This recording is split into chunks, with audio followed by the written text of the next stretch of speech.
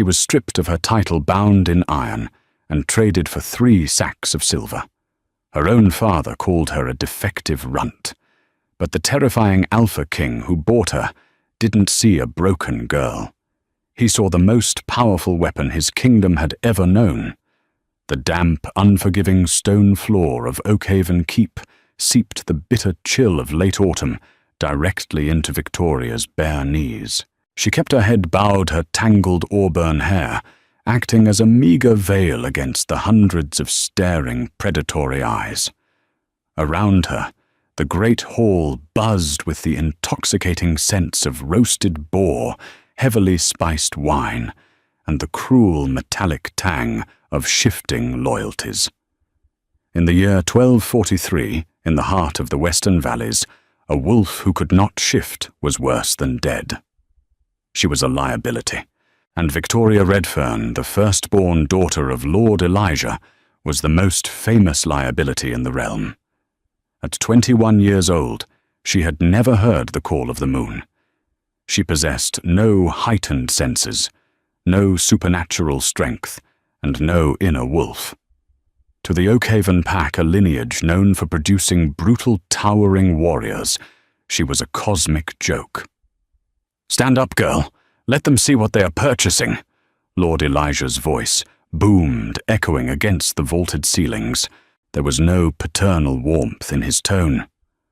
Only the cold, calculating inflection of a merchant selling damaged goods. Victoria struggled to her feet, the heavy iron shackles around her wrists, clinking in the sudden silence. Beside her father stood her stepmother, Lady Beatrice draped in opulent velvet, a smirk playing on her painted lips. Next to Beatrice was Vivienne, Victoria's younger half-sister. Vivienne was everything. Victoria was not blonde, vicious and early shifter, and the newly appointed heir to the Oakhaven territory. "We start the bidding at 20 copper pieces," cried the pack's auctioneer, a greasy man named Fowler. "She is a defect, yes, but her hips are wide, and she is of pure blood. She can clean, she can cook, and she can warm a bed." Laughter erupted from the surrounding tables. Victoria closed her eyes, biting the inside of her cheek, so hard she tasted copper. This was not merely an auction, it was a public execution of her dignity. Her father had accrued a massive debt to the neighboring Highland clans, and rather than sell off his prized lands, he had decided to liquidate his greatest shame. 30 coppers! Shouted a burly, scarred rogue from the back. "A silver piece," countered Lord Harrington. Victoria shuddered. Harrington was the Alfa of the Mirkwood clan, a man 3 times her age, with a reputation for returning his omegas in wooden boxes. His rheumy eyes traced the outline of her shivering frame with sickening hunger. 2 silver pieces. 3 sacks of silver. Harrington bellowed, standing up and slamming his fist on the oak table. The room went dead silent. 3 sacks of silver was an exorbitant amount for a wolfless girl. It was the price of a small estate. Elijah's eyes widened with greedy delight. 3 sacks of silver from Lord Harrington. Going on boom! The massive iron-reinforced oak doors of the great hall did not just open. They were violently blown off their hinges. A blinding swirl of freezing snow and gale-force wind ripped into the hall instantly, extinguishing the torches and plunging the room into chaotic flickering shadows. The low rumbling growls of 100 Oakhaven warriors vibrated through the floorboards, but they were immediately silenced by a suffocating, crushing aura. The air pressure in the room dropped so rapidly that Victoria gasped for breath. This was Alfa command, but not just any Alfa. This was ancient, terrifying power. Out of the blinding snow stepped a vanguard of heavily armored warriors wearing the crest of the dire wolf, and parting them like the Red Sea was King Kevin of Winterbourne. Known across the continent as the Beast of the North, Kevin was a legend whispered to frighten pups into obedience. He was a conqueror, a man who had united the savage ice packs, through sheer, unadulterated strength. He stood 6 feet and 5 inches tall, wrapped in a massive mantle of black fur, his armor forged from dark steel. A jagged scar ran from his temple down to his jaw, a testament to a war fought and won long ago. His eyes, a piercing glacial blue, swept the room with absolute disdain. "Who dares intrude on Oakhaven business?" Elijah demanded, though his voice trembled, betraying his terror. King Kevin did not look at Elijah. His piercing gaze locked directly onto Victoria, who stood trembling on the auction block. The moment his eyes met hers, a strange electric jolt shot down her spine. For the first time in her life, the empty void in her chest, where a wolf should have been, fluttered. "I am not here to intrude." Kevin's voice was like grinding stones, deep and resonating in the marrow of every wolf present. "I am here to bid." He snapped his fingers. One of his massive guards stepped forward and threw a heavy iron-bound chest at Elijah's feet. The latch shattered upon impact, spilling hundreds of raw, uncut gold ingots across the stone floor. The wealth was unfathomable. It was enough to buy Oakhaven 3 times over. 50 pounds of raw northern gold. Kevin stated, his eyes never leaving Victoria. "For her," Harrington sputtered, stepping back. Elijah's jaw went slack. Lady Beatrice let out a soft, terrified gasp.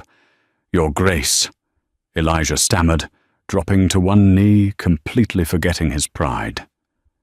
"The gold is more than generous, but you must know she is broken. She has no wolf. She is utterly useless." King Kevin finally tore his gaze away from Victoria to look down at her father. The sheer disgust in his expression made Elijah flinch.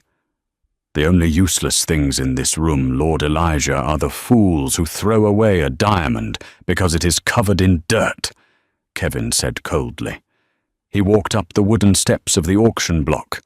The crowd shrank back. He stopped right in front of Victoria. Up close, he smelled of pine needles, wood smoke, and crisp winter air. He reached out not to grab her hair or her waist, but to grip the heavy iron chains binding her wrists. With a sharp metallic crack, he snapped the solid iron with his bare hands. Victoria rubbed her bruised wrists, looking up at him in shock. "Come," he said softly, a stark contrast to the roar of his public voice. She didn't look back at her father. She didn't look at her sister. She stepped down from the block and followed the Alpha King out into the raging blizzard, leaving her old pathetic life behind in the ashes. The journey north to Winterbourne took 3 grueling weeks. Victoria spent the first few days waiting for the other shoe to drop. She had been bought by a warlord. She expected to be thrown into a dungeon or worse, forced into a harem. But King Kevin subverted every dark expectation. He rode his massive black destrier beside her carriage during the day, guarding it personally. At night, when they camped in the freezing alpine passes, he did not summon her to his tent. Instead, he ordered his men to construct a heated pavilion just for her, ensuring she was fed hot stews and wrapped in the finest woolen blankets. He treated her not as property, but as a dignitary. It confused her. It terrified her. On the 21st day, the jagged obsidian spires of Winterbourne Keep pierced the grey sky. Built into the side of a colossal mountain, the fortress was a marvel of medieval engineering. Unlike the vain tapestry-draped halls of Oakhaven, Winterbourne was stark, functional, and undeniably beautiful in its raw strength. As soon as they arrived in the bustling courtyard, Kevin handed his reins to a stablemaster and turned to Victoria, who was awkwardly stepping down from the carriage. "Welcome to Winterbourne, Victoria," Kevin said. It was the first time a man of power had used her actual name, rather than calling her runt or girl. "Why am I here, Your Grace?" she finally asked, her voice raspy from disuse. "Why spend a fortune on a defect?" Kevin studied her face, his icy eyes softening slightly. "You will be seen by Maeve, our chief healer. We will speak after she has examined you." An examination? Victoria's heart sank. This was it. The moment they realized she was truly empty inside, that they had wasted their gold. She was escorted into a warm, brightly lit stone chamber, smelling intensely of crushed herbs and boiling water. Maeve, a stern but kind-eyed older woman with silver hair braided down her back, greeted her. "Sit, child," Maeve instructed, pointing to an examination table. "The king has asked for a full diagnostic of your blood and spirit. Do not fear. No harm will come to you here." Victoria sat, allowing Maeve to draw a small vial of blood from her arm. For the next hour, Maeve chanted ancient northern rites over the blood, dropping various metallic powders and crushed leaves into the vial. Suddenly the mixture hissed violently, turning a vile, bubbling black. Maeve gasped, stepping back from the table. She looked at Victoria with a mixture of profound horror and deep pity. "What?" Victoria whispered, her chest tightening. "What is it? Am I dying?" Before Maeve could answer, the heavy wooden door opened, and King Kevin stepped in. He took one look at the bubbling black vial, and his jaw tightened so fiercely a muscle ticked in his cheek. "As I suspected," Kevin growled, his voice vibrating with a barely contained murderous rage. "Your Grace, she is completely saturated," Maeve said, her voice shaking. "It's a miracle she can even stand upright. The toxicity levels would have killed a lesser wolf years ago." Victoria looked frantically between the two of them. "Toxicity? What are you talking about?" Kevin walked over, kneeling in front of her so he was at eye level. "Victoria, you do not lack a wolf. You are not a defect." He pointed to the black vial. "That is the chemical reaction of nightshade ash mixed with refined wolfsbane root. It is an ancient forbidden poison designed to paralyze the spirit of a wolf, keeping it perpetually dormant." Victoria's mind spun. "Poison, but how? A poison that must be administered daily over a span of years to be effective," Maeve added gently. "It is often slipped into a child's food or drink. Over time it barricades the inner wolf in a cage of agony, preventing it from ever surfacing." The realization hit Victoria like a physical blow. Lady Beatrice, the sweet herbal tea her stepmother had insisted she drink every single morning for her delicate constitution since she was 5 years old. Beatrice hadn't been caring for her.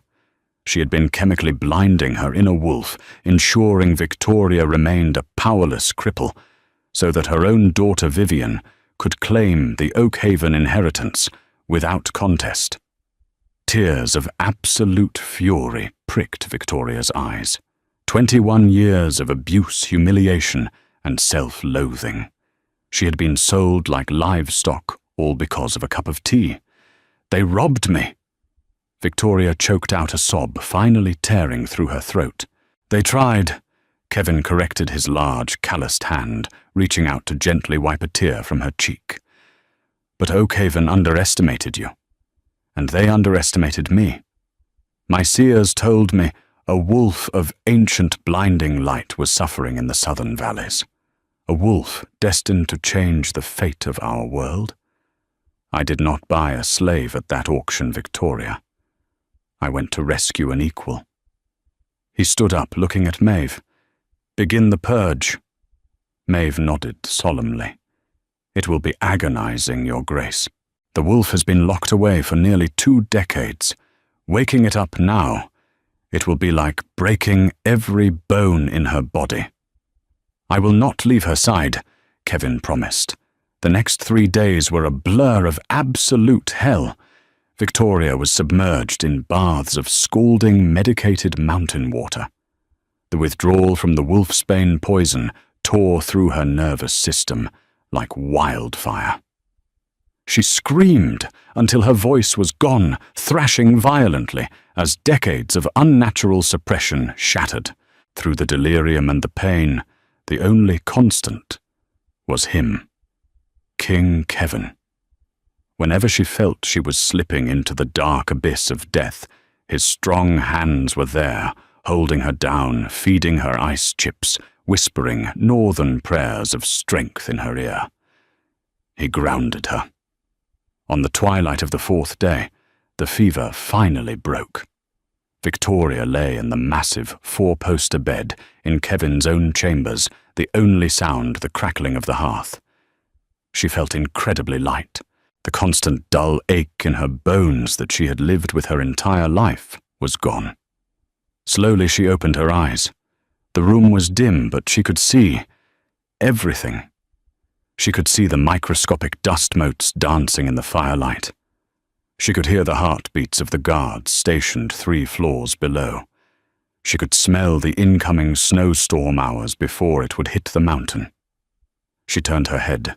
Kevin was sitting in a leather chair near the fire, looking utterly exhausted, the shadows dancing across his scarred face. As she moved, his head snapped up. He froze. Victoria pushed herself up, realizing suddenly that the room was glowing, but the light wasn't coming from the fire. It was coming from her. A faint, ethereal, luminescent white aura rolled off her skin. Kevin slowly stood, his breath catching in his chest. In the ancient texts of the werewolf lore, there were legends of the lunar blessed wolves, not born of the earth, but born directly of the moon goddess's light. They were absolute anomalies, capable of bending elements and healing the unhealable. They were the white wolves. Victoria blinked, and in the reflection of the large silver mirror across the room, she saw her own eyes. They were no longer muddy hazel.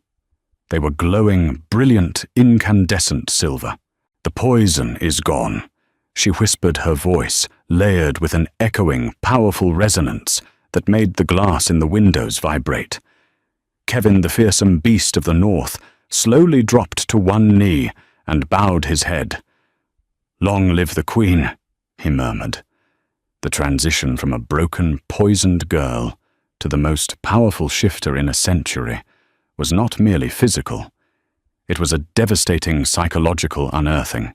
In the historical records preserved by Thomas of Monmouth, a real 12th century chronicler who secretly documented the supernatural lineages of Europe, the lunar blessed were described not just as wolves, but as walking forces of nature. Victoria was no exception. For the first month in Winterbourne, Victoria did not leave the royal wing. Kevin transformed his own private armory into a sanctuary for her, padding the stone walls with heavy furs and filling the space with the scent of cedar and roasting meats. He was fiercely protective, refusing to let the general pack overwhelm her, while her senses were so razor-sharp. The first time she shifted, it was not the agonizing, bone-snapping horror that young wolves typically endured. It was fluid, like water turning to ice. Under the light of a full moon, standing on the balcony overlooking the sweeping northern fjords, her human skin seemed to dissolve into blinding, iridescent light. Where a slender girl had stood, a massive, ethereal white wolf now remained. She was taller than Kevin's own dire wolf, her fur shimmering with a pearlescent glow, her silver eyes radiating ancient, terrifying wisdom. Kevin, standing a few feet away, immediately dropped to his knees, baring his throat in the ultimate display of absolute submission. The beast of the north, a warlord who had brought entire empires to their knees, surrendered completely to her. Victoria approached him, her massive paws making no sound on the stone. She nudged his jaw with her snout, a gentle rumbling purr vibrating in her chest.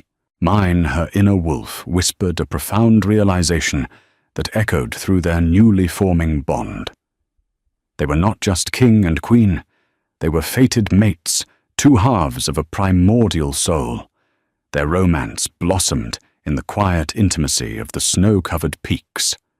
Kevin taught her how to hunt, how to track the scent of a snow hare through a blizzard, and how to harness the earth-shattering howl that could summon a tempest. In return, Victoria brought a profound warmth to the freezing stoic halls of Winterborn. She healed injured warriors with a mere touch, her glowing hands mending shattered bones and knitting torn flesh in seconds. Word of the White Wolf of Winterborn spread like wildfire along the trade routes. Merchants whispering over tankards of ale spoke of a goddess in the north. But rumors, no matter how beautiful, are dangerous things when they reach the ears of greedy men. Down in the southern valleys, the Oakhaven pack was crumbling. Lord Elijah had squandered the £50 of northern gold Kevin had paid for Victoria on poor investments, lavish feasts, and a failed alliance with Lord Harrington. Winter was approaching, and the southern stores were empty. When the whispers of the Lunar Blessed finally reached Lady Beatrice's ears, her blood ran cold. She recognized the description of the silver eyes. She knew immediately that the poison had been purged. "She is a weapon," Lord Harrington sneered, pacing the floors of Oakhaven's great hall. "A weapon that rightfully belongs to the South. Under the old territorial laws established by the Treaty of Windsor, a transaction made under false pretenses is null and void. You sold me a defective runt, Elijah. But Kevin stole a goddess." "We cannot march on Winterborn," Elijah stammered, terrified of the north. "Kevin's army is impenetrable. He is blinded by affection." Beatrice hissed, her eyes narrowing with vicious calculation. "He is weak to her. We do not need to defeat his army. We only need to demand what is legally ours under the High Council's laws, and if he refuses, we invoke the right of challenge." Driven by desperation, arrogance, and the backing of Harrington's massive rogue army, the Southern forces began their march into the freezing jaws of the North. They believed they were going to reclaim a piece of stolen property. They had no idea they were marching into their own slaughter. The war horns echoed through the jagged peaks of Winterborn, at dawn a harsh, dissonant sound that shattered the morning tranquility. Victoria stood by the roaring hearth in the grand hall, dressed in a sweeping gown of deep midnight blue velvet, an intricate silver crown resting upon her auburn hair. Beside her stood Kevin, clad in his dark steel armor, his hand resting reassuringly on the pommel of his broadsword. Below, in the massive snowy courtyard, Lord Elijah, Lady Beatrice Vivian, and Lord Harrington stood at the head of a shivering, exhausted southern army. They looked pathetic against the towering obsidian walls of the northern fortress. "King Kevin!" Harrington's voice echoed upward, amplified by a magical trinket. "You harbor stolen property. The transaction at Oakhaven was fraudulent. We demand the return of Victoria Redfern to her rightful Alfa." Kevin's jaw clenched, a low, murderous growl vibrating in his chest. He moved to step forward, to unleash his dire wolf and tear Harrington's throat out on the snow, but a gentle hand on his chest stopped him. Victoria looked up at her mate, her silver eyes glowing with calm, absolute authority. "They didn't come for the King of the North," she said softly, her voice carrying a dual echoing timbre. "They came for the useless runt. Let them face her." Kevin bowed his head, stepping aside. "Show them my queen." Victoria walked out onto the grand balcony, looking down at the people who had tortured her for 21 years. When Elijah saw her, he gasped, stumbling back. She was no longer the fragile, terrified girl in iron shackles. She radiated an oppressive, suffocating power. "You dare speak of fraud, Lord Harrington?" Victoria's voice boomed across the valley, not yelling, but resonating with the magical amplification of a lunar blessed.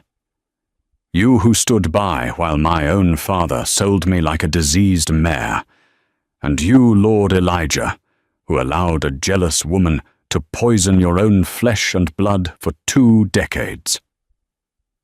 Beatrice paled, her haughty facade crumbling. Vivian shrank behind her mother, whimpering under the crushing weight of Victoria's aura. "I am Victoria, Queen of Winterborn, the lunar blessed, and the true heir of the Western Valleys," she declared, her eyes flashing like lightning. "I belong to no one but the goddess and the mate I have chosen. If you wish to claim me, you will have to take me." Harrington, blinded by rage and humiliation, shifted into his massive, scarred brown wolf and charged the gates, howling for his men to follow. They didn't make it past the courtyard centre. Victoria did not even bother shifting. She simply raised her hand. The earth beneath the Southern army violently trembled.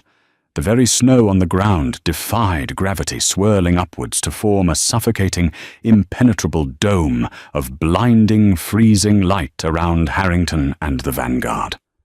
With a sharp flick of her wrist, the temperature within the dome dropped to absolute zero. Harrington's wolf froze mid-leap, becoming a permanent, terrifying statue of ice.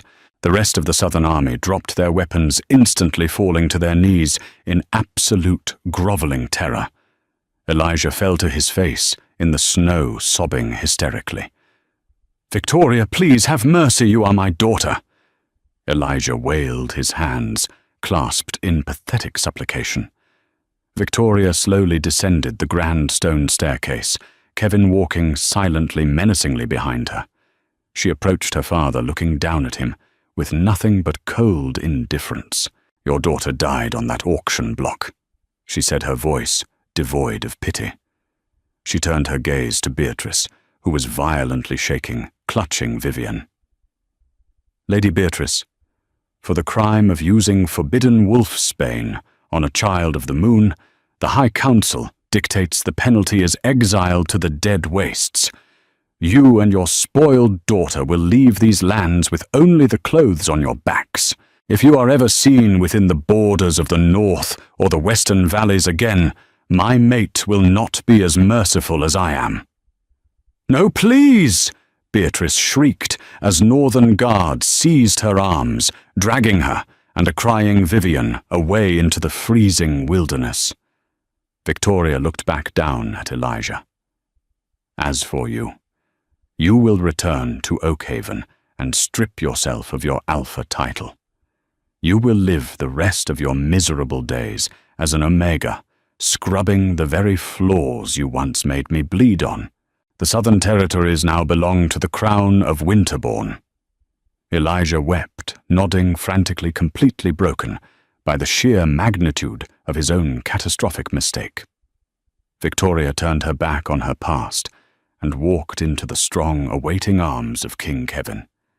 He wrapped his heavy fur mantle around her shoulders, pulling her against his chest. "My beautiful, terrifying queen," Kevin murmured, pressing a deep, passionate kiss to her forehead. She looked up at him, the silver glow in her eyes softening into deep, enduring love. She was no longer useless. She was the most powerful force in the world, and she had finally found exactly where she belonged. What a journey, from a chained, underestimated outcast to the most terrifying and powerful queen the werewolf realm has ever seen. Victoria's story proves that sometimes the people who try to break you are only unlocking your true, hidden potential. If you loved this intense tale of revenge, fated mates, and ultimate justice, make sure to hit that like button, share this video with your fellow drama and romance lovers, and subscribe to our channel for more epic, true-to-life storytelling. See you next time. Thank you.